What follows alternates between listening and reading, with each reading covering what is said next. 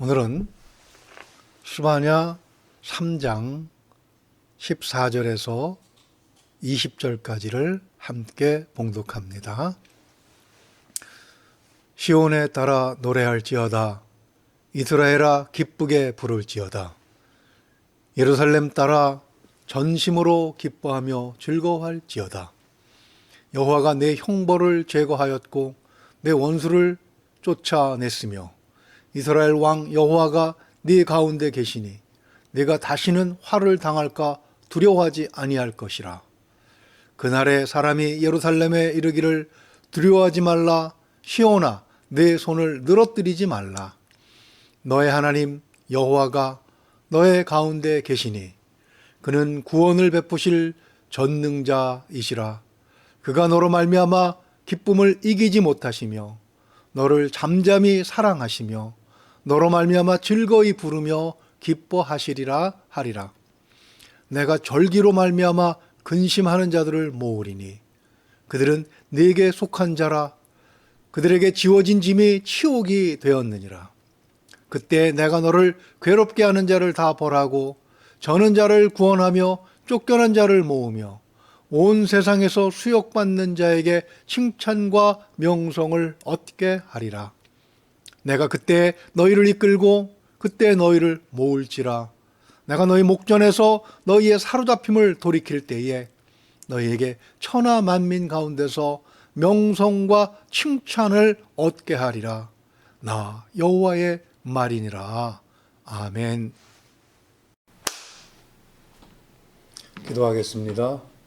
은혜가 풍성하신 우리 아버지 하나님, 이 재앙 가운데서도 저희들 지켜주시고 어느 한 가족도 어려움에 직면하지 않게 하시며 주일을 맞이하여 이와 같이 영상으로나마 하나님 말씀을 함께 나누게 하심을 감사를 드립니다. 은혜의 시간이 되게 하실 줄로 믿습니다. 이 시대에 하나님의 말씀 외에 우리에게 위로가 되며 힘이 되는 그 무엇이 또 있겠습니까? 하나님 말씀 통해서 지혜를 얻기를 소망합니다. 하나님 우리 가족들을 모두 돌보아 주셨사오니 이 재앙이 끝날 때까지 어느 한 가정 힘들지 않게 하나님께서 또한 모든 재앙에서 막아 주실 줄로 믿습니다. 하나님 어린아이부터 어른에 이르기까지 주님께서 항상 동행하시며 재앙이 틈타지 못하도록 지켜주시옵소서. 이 재앙이 속히 끝나기를 소망합니다. 하나님 그러기 위해서는 교회와 성도가 먼저 준비되어 있어야 되겠사오니 하나님 말씀을 통해서 그 지혜를 발견하게 하시고 그 길을 확인하도록 인도하여 주시옵소서. 감사하옵고 우리 주 예수 그리스도 이름으로 기도하옵나이다. 아멘. 오늘은 스바냐 3장 14절에서 20절의 말씀을 가지고 하나님의 음성에 귀를 기울이라는 주제로 말씀을 살펴보도록 하겠습니다. 뉴스에서 사회적 거리두기를 2단계에서 1단계로 낮춘다는 보도가 나온 것은 지난 주말이었습니다. 그 뉴스를 보면서 안양시에서도 조만간 우리 교회에 공문을 보내겠구나 싶었습니다. 이 소식만 해도 너무 반갑고 기운이 나더군요. 교회로 봐서는 뭐 큰 차이가 없겠지만 조금이라도 형편이 나아지고 있다는 그런 희망이 생겼기 때문입니다. 그러면 뭐하냐? 라고 하실 분도 있으실지 모르겠습니다. 여전히 100명 가까운 확진자가 매일 나오고 있고 날씨는 점점 추워지고 있는데 나라 밖 소식을 보게 되면 독일처럼 비교적 방역에 성공했다고 하는 그런 나라들조차도 하루에 8,000명에 가까운 확진자가 급등하고 있는 이러한 상황은 오히려 더 위험한 상황이 아닌가 그렇게 비관적인 말씀을 하시는 분들도 계십니다. 전문가들도 내년 하반기나 상황이 풀리기 시작할 것이라는 암울한 전망을 내놓는 그런 사람도 있습니다. 코로나19로 인한 경제적 손실이나 우리 아이들의 학업에 지장을 끼치는 것 같은 그런 외형적인 손실도 있지만 더 큰 문제가 있다는 사실이 국감에서 밝혀졌습니다. 보건복지부 보고에 따르면 불안장애 건수가 예년에 비해서 4배가 늘어난 44.8%에 달했다고 합니다. 이것은 소위 코로나 블루, 즉 코로나로 인한 우울증에 대한 우려가 그만큼 커졌다는 것을 이야기하는 것이지요. 한마디로 국민 대다수의 삶이 흔들리고 있다는 것입니다. 이러한 시대 크리스찬인 우리는 어떠한 마음으로 이것을 이겨내며 또 하나님께서 이 사회의 크리스찬으로서 가져야 될 사명을 주신 것을 감당할 수가 있겠습니까? 오늘 우리가 읽은 성경의 저자인 스바냐는 원래 구약시대 유다 왕국의 귀족 출신입니다. 1장 1절을 볼까요? 아몬의 아들 유다왕 요시아의 시대에 스바냐에게 임한 여호와의 말씀이라. 스바냐는 히스기야의 현손이요 아마랴의 증손이요 그다랴의 손자요 구시의 아들이었더라. 이렇게 말씀하고 있습니다. 그는 히스기야 왕의 현손이라고 했습니다. 현손은 고손과 같은 말이죠. 그는 요시야 시대의 선지자로 부름을 받습니다. 그가 살던 요시야 시대는 유다 왕국의 마지막 부흥기라고 할 수 있습니다.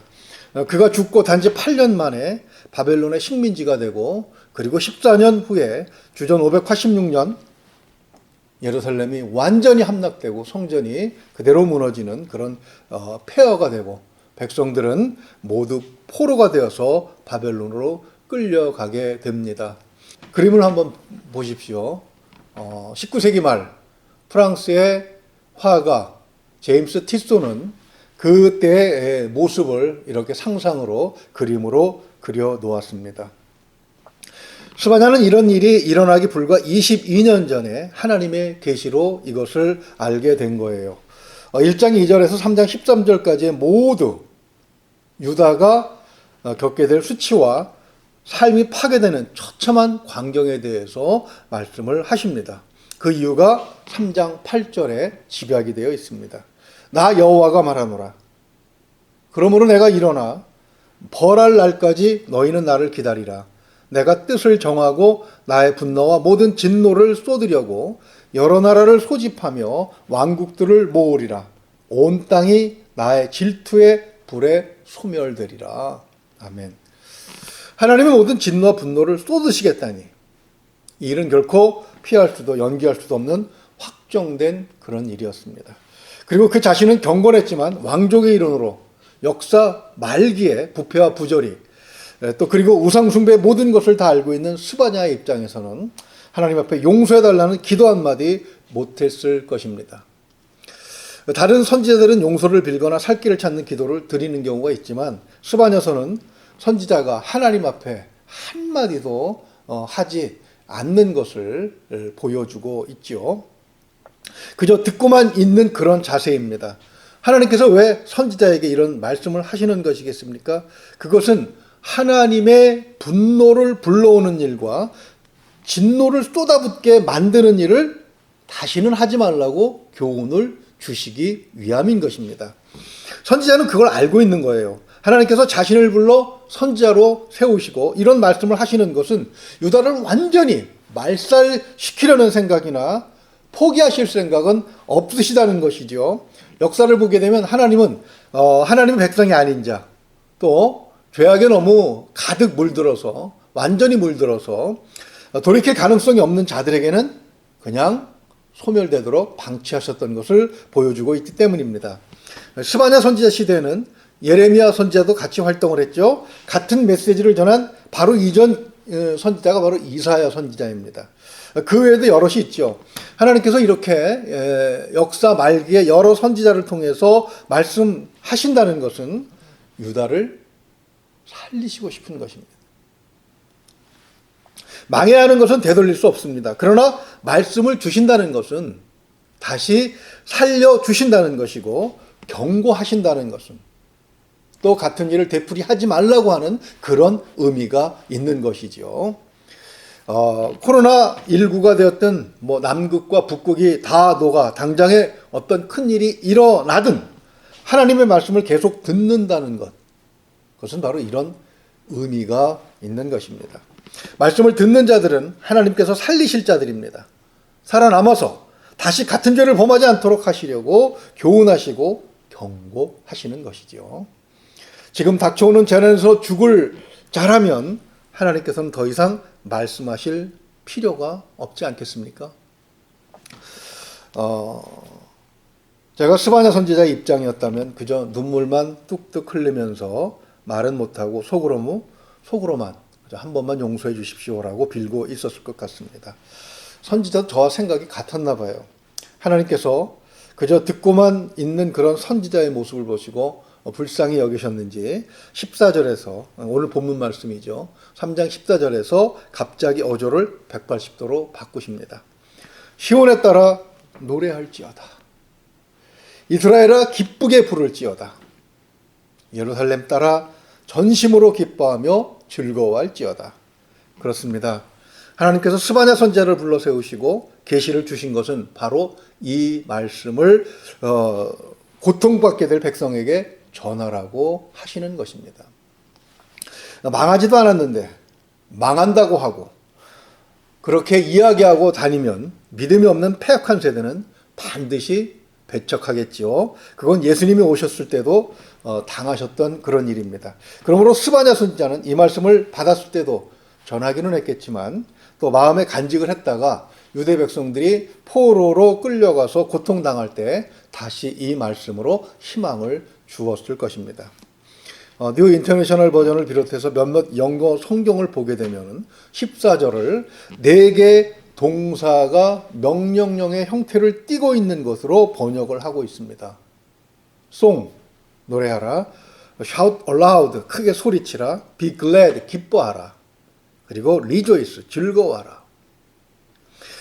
포로로 끌려와 노예로 살면서 희망이 없는 상황에서 유대인들의 기분이 과연 그럴 수 있겠습니까?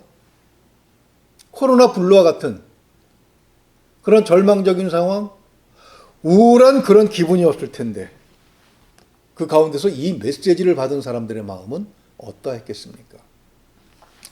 어떤 사람은 무슨 헛소리 하는 거야 하면서 분노했을 것이고 또 어떤 사람들은 아유 그랬으면 좋겠네 그러면서도 고개를 좌우로 흔들면서 절대로 그럴 리 없다 라는 불신을 표현하기도 했을 것입니다. 그렇지만 어떤 사람들은 그 소리에 귀를 기울이면서 다가올 변화를 기대했겠지요. 하나님의 말씀 바로 이런 사람들에게 주어지는 것입니다. 소리쳐 노래할 기쁜 일이 일어날 것을 정말로 믿고 변화를 기대하는 자들이 그러면 어떤 자들이겠습니까?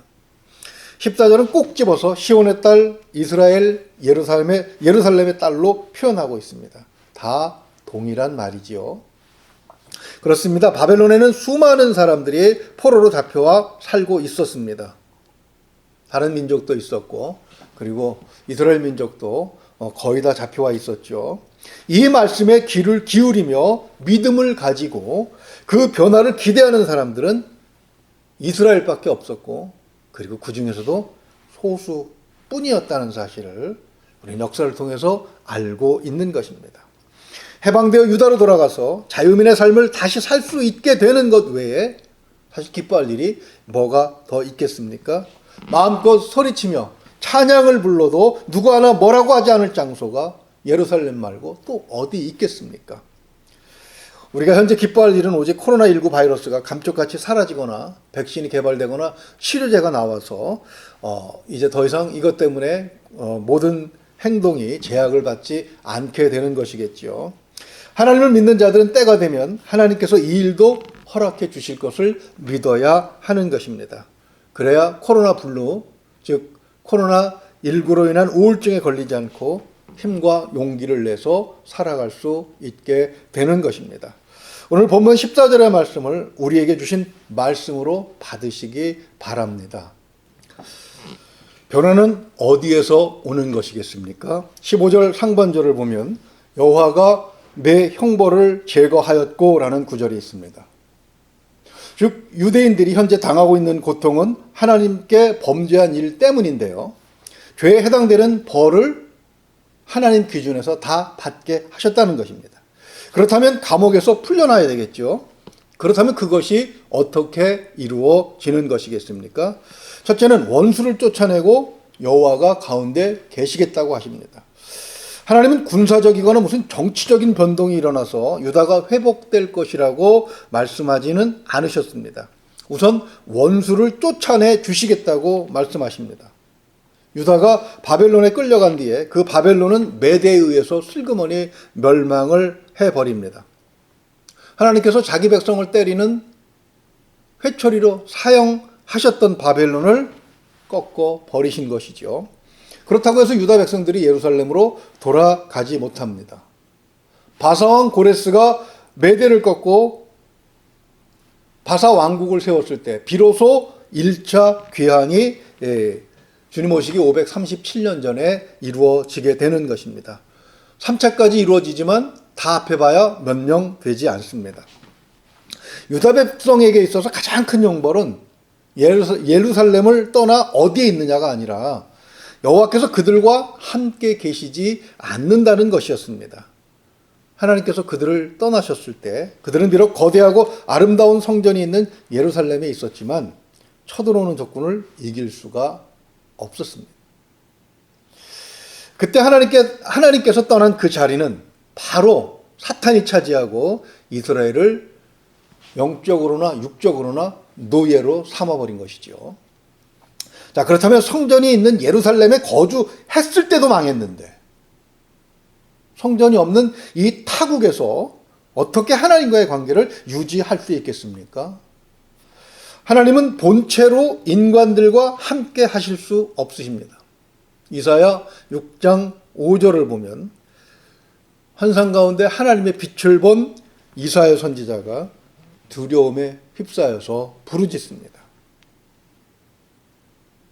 하나님 전부를 본 것도 아니고 천사들의 날개 사이로 삐져나오는 그 조금의 불빛을 보았음에도 불구하고 죽을 것 같은 그런 상황이 되는 것이죠. 하나님의 영이 함께 계실 때 이제 그들은 어느 곳에 가든지 하나님과 함께하는 성도의 삶을 살 수 있게 되는 것입니다. 하나님의 영이 없을 때는 성전이 가까이 있어도 그들은 약했지만 하나님의 영, 즉 성령이 함께 계시면 성전이 없어도 하나님과 소통을 하며 하나님의 능력이 그의 삶에서 드러나게 되는 것이죠. 그것을 인터넷이 있는 지금과 없던 옛날과의 차이점에서 보면 뚜렷하게 확인할 수가 있습니다. 옛날에는 반드시 은행에서 현금을 찾아서 그 현금을 지참해야만 내가 원하는 물건을 구입할 수 있었습니다. 그런데 지금은 카드 한 장이면 심지어는 해외에 나가서도 내가 원하는 물건을 얼마든지 구입을 할 수가 있습니다. 그렇지만 공통점이 하나 있습니다. 그것은 계좌라고 하는 곳에 필요한 만큼의 돈이 들어가 있어야 되는 것이겠죠. 구약시대 유다 백성들은 계좌에 돈이 없는데도 은행 옆에 산다는 것을 자랑하는 것과 같은 그런 어리석은 모습을 보였습니다. 그러나 막상 물건을 사려고 하면 비로소 자신들이 빈 털털이라고 하는 것을 깨닫게 되는 것이죠. 빈 털털이가 물건을 사려고 하면 어떻게 해야 되겠습니까? 세 가지 방법이 있습니다. 훔치거나 사기치거나 강도짓을 해서 빼앗는 것이죠. 그들이 누구인지 스바냐 3장 3절에서 4절은 이렇게 말씀하고 있습니다. 그 가운데 방백들은 부르짖는 사자요, 그 재판장들은 이튿날까지 남겨두는 것이 없는 저녁 일이요, 그의 선지자들은 경솔하고 간사한 사람들이요, 그의 제사장들은 성소를 더럽히고 율법을 범하였도다. 구약시대 제사장들은 예수님의 표현을 빌리면 싹군 목자였습니다. 그들은 양의 영혼을 훔치는 그런 자들이었죠. 예레미야 28장을 보게 되면 하나냐라고 하는 거짓 선지자가 나옵니다. 그는 하나님이 주시지도 않은 말씀을 하나님께서 주셨다고 사기를 쳤습니다. 그리고 방백들은, 권력자들은 그 힘을 남용해서 약한 백성들의 재산을 갈취했습니다. 이제 그런 자들을 싹 청소하셨기 때문에 하나님께서 직접 통장에 돈을 넣어 주시겠다는 그런 말씀입니다. 그리고 장소 불문, 그리고 시간 불문, 아무 때나 어디서든지 사용할 수 있도록 인터넷도 설치해 주겠다. 그렇게 말씀하신 것입니다. 성령께서 충만하게 역사하시면 성도는 천국 계좌에 있는 능력을 마음껏 사용할 수 있고 그로 인한 능력도 발휘할 수 있다는 것이죠. 하나님의 백성으로 자부심을 갖고 살라고 하시는 말씀이신 것입니다. 즉 하나님의 백성으로서 자부심을 가지고 살 수 있는 조건을 마련해 주신다는 것입니다. 우리말에 구슬이 서말이라도 깨어야 보배라는 말이 있죠. 아무리 많은 돈을 통장에 가지고 있어도 그것을 모른다거나 그 돈을 사용하는데 그것이 내 것이 아닌 것 같아서 두려움을 느낀다면 무슨 소용이 있겠습니까? 오늘 보면 16절을 한번 보십시오. 그날에 사람이 예루살렘에 이르기를 두려워하지 말라. 시온아 내 손을 늘어뜨리지 말라. 아멘. 손을 늘어뜨린다는 것은 기운이 없어서 축 늘어진 처진 그런 모습을 연상하게 합니다. 그래서 New Living Translation은 Cheer up, Zion, be afraid 이렇게 의역을 해놓고 있습니다. 힘을 내, 겁먹지 마. 이렇게 하나님으로부터 격려받을 자격이 왜 주어지는 것이겠습니까? 15절의 상반절 말씀처럼 내 형벌을 제거하였고 내 원수를 쫓아내었기 때문입니다. 온전히 하나님의 백성의 원형을 회복시키셨다는 것이죠. 이 자격은 우리가 무엇을 해서 얻은 것이 아니라 하나님께서 주신 것입니다. 우리는 하나님의 백성으로서의 모습을 유지하면 되는 것이죠. 하나님께서는 우리에게 아무것도 주지 아니하시고 빈손으로 그런 부탁을 하시는 것이 아니라 충분히 줄 테니까 그것 가지고 하라시는 것입니다. 영혼 귀한 줄 알고 거짓 증언하지 않으며 빼앗는 것이 아니라 오히려 도와주는 일을 하며 살아갈 때 하나님의 17절 말씀에 의하면 그런 우리 때문에 기쁨을 이기지 못하시고 또 우리를 사랑하신다고 말씀하고 있는 것입니다. 여기 3장 스바냐 3장 17절을 가사로 만든 유명한 찬양이 있죠. 우리 한번 같이 불러볼까요? 너의 하나님 여호와가 너의 가운데 계시니 그는 구원을 베푸실 전능자시라.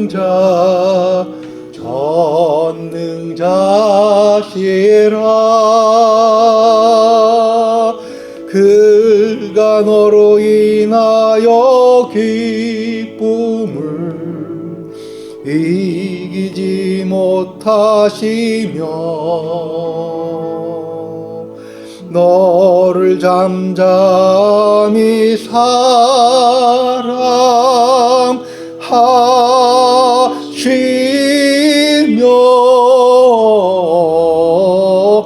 즐거이 부르며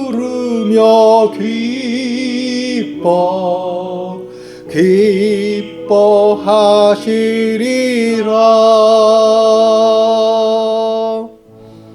1절만 불러보았습니다. 하나님의 사랑은 요란하지 않지만 결코 부족하지도 않습니다. 17절 말씀 중에서 가장 가슴에 와닿는 것이 바로 이 구절이에요. 너를 잠잠히 사랑하시며. 하나님께서 우리를 사랑하시는 사랑의 정도가 얼마만큼이나 되는지 한번 생각을 해보십시오. 우리를 구원하시기 위해 사랑하는 아들 독생자를 십자가에 제물로 드리셨습니다. 그 사랑을 그대로 우리에게 표현한다면 우리가 그것을 어떻게 받아들일 수 있겠습니까? 우리는 아마도 질식해 죽겠다고 비명을 지를 것입니다. 또 그렇게 하나님의 사랑에 익숙해진다고 하면 그 과도한 사랑의 부작용으로 인해서 응석바지가 되거나 하나님의 사랑을 등에 업고 하늘 높은 줄 모르는 교만해지는 그런 사람이 되기도 하겠죠.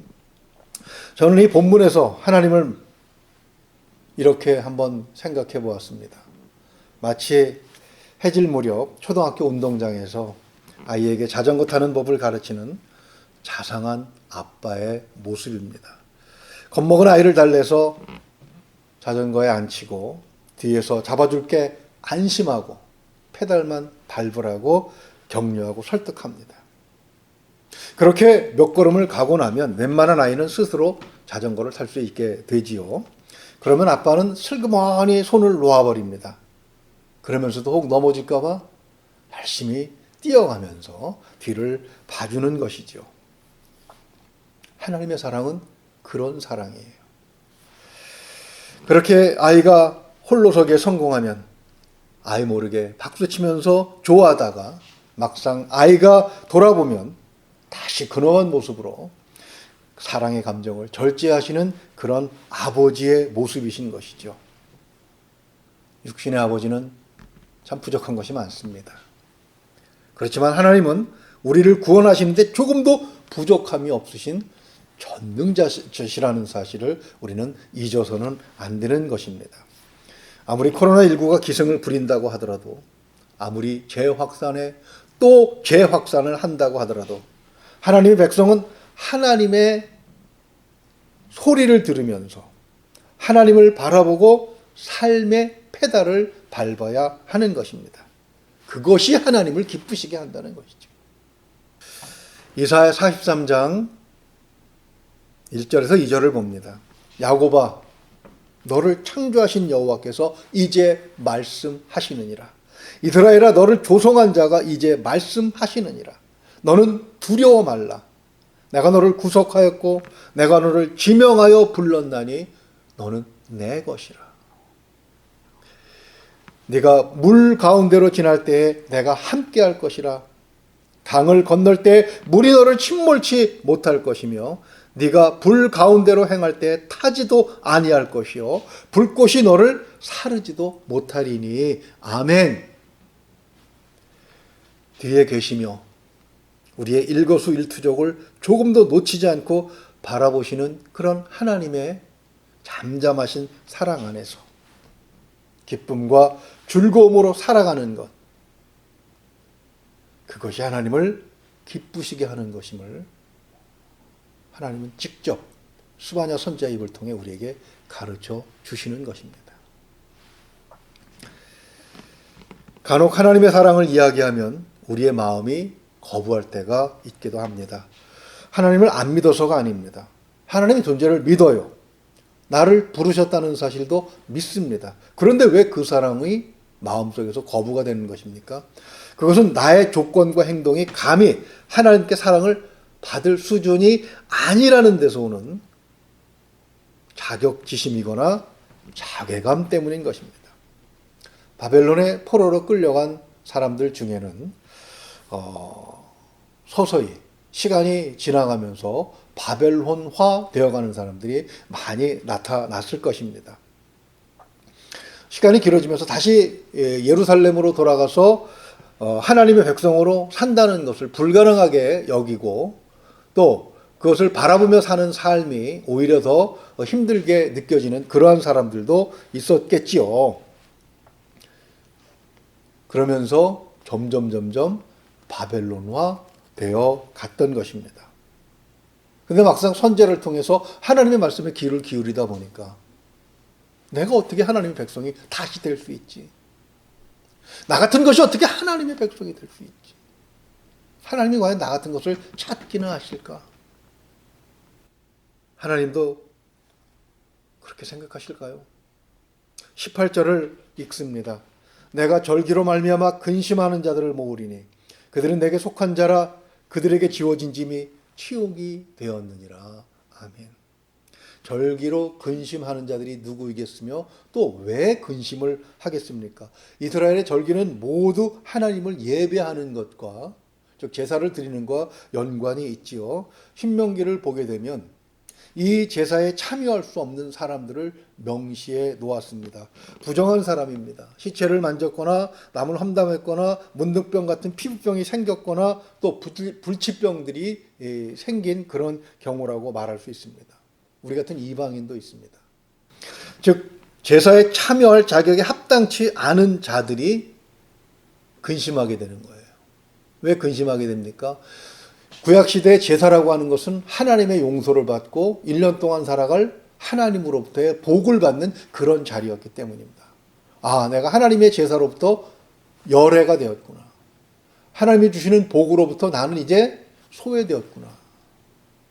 그러면서 제사가 없을 때는 그냥 아무 생각 없이 살다가 막상 제사가 닥쳐오게 되면 비로소 마음속에 근심이 생기게 되는 것이지요.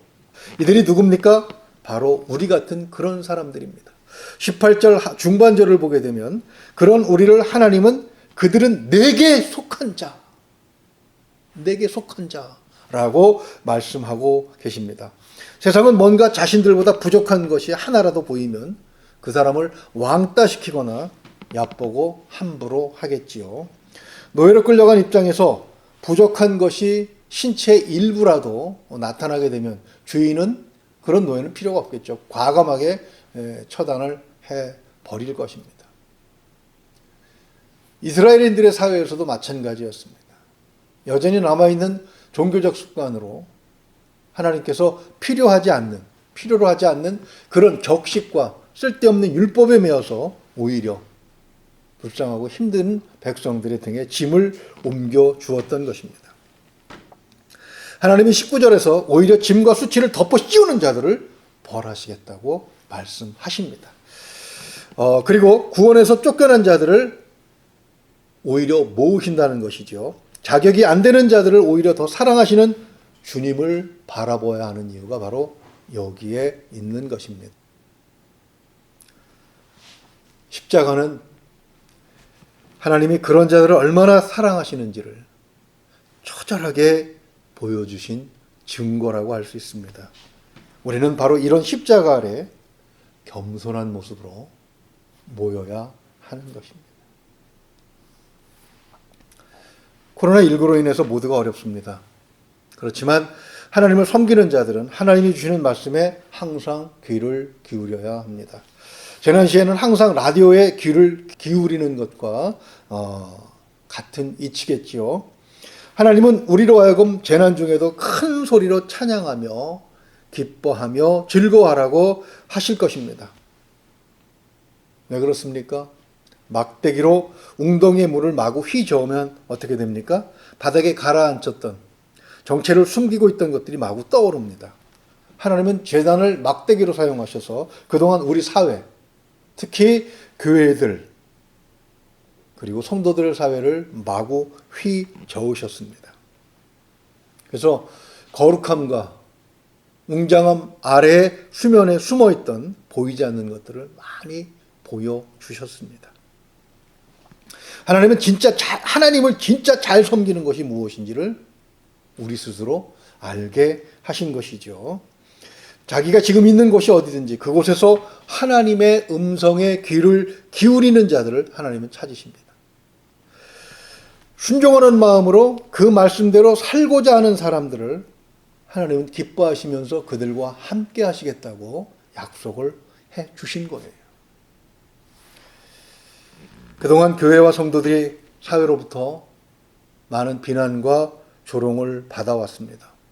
비록 우리가 한 일은 아니지만 도매금으로 싸잡아서 욕을 먹으면서 억울했지만 우리는 변명 한마디 하지 못했습니다.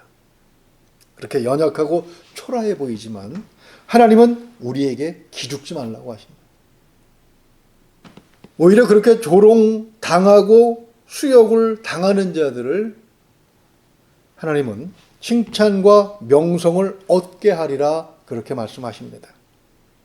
아무리 길어 보이는 재앙도 언젠가는 끝이 나게 되어 있습니다. 하나님께서 정하신 때가 있을 것이기 때문이지요. 그 때를 기다리며 하나님 말씀에 귀를 기울이고 십자가를 바라보며 하나님의 사랑을 믿고 용기 백배해서 우리에게 주어진 영역에서 기쁨의 빛을 전하는 그런 우리 모두가 될 수 있기를 주님의 이름으로 축원을 드립니다. 기도하겠습니다. 은혜로 오신 우리 아버지 하나님, 오늘도 우리에게 힘을 주시고 용기를 주시는 말씀을 허락하여 주시니 감사합니다. 이 말씀을 받았사오니 삶의 현장에서 하나님이 주신 능력을 마음껏 발휘하며 사는 우리가 되기를 소망합니다.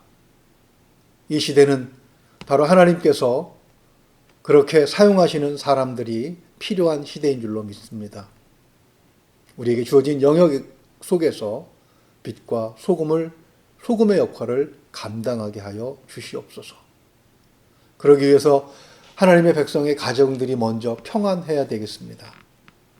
생업을 지켜주시기를 원합니다. 가족 간의 사랑과 우애가 더욱 깊어지게 하여 주시옵소서. 우리의 어린아이들이 성장하는데 장애가 없게 하시고 위험한 요소들이 다가오지 못하도록 지켜주실 것을 믿습니다. 이번 한 주간도 승리하는 한 주간 되도록 도와주시옵소서. 믿고 감사하며 우리 주 예수 그리스도 이름으로 기도하옵나이다. 아멘.